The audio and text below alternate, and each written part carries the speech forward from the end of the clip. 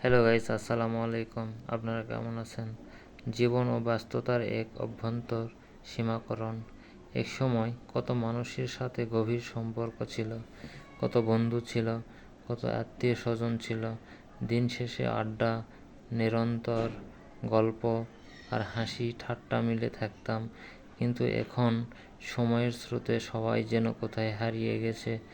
ব্যস্ততার দৌড়ে নিজেরা যেন এক যন্ত্র মানব হয়ে গেছি। আজ আর আগের মতো ফোন বাজে না, প্রিয়জনদের খোঁজ নেওয়া হয় না, গভীর রাতে বন্ধুর সতর্ক বার্তাগুলো আসে না।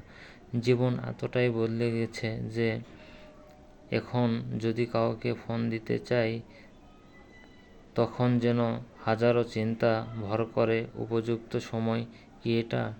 তারা কি এখনো আগের মতোই আছে? এই ব্যস্ততার পিছনে ছুটতে ছুটতে আমরা কি সত্যিই সুখী, নাকি শুধু এক নিঃসঙ্গ জীবনের অভ্যন্তর যাত্রী? সময় বদলায়, মানুষ বদলায়, কিন্তু সম্পর্কগুলো কেন হারিয়ে যায়? ধন্যবাদ।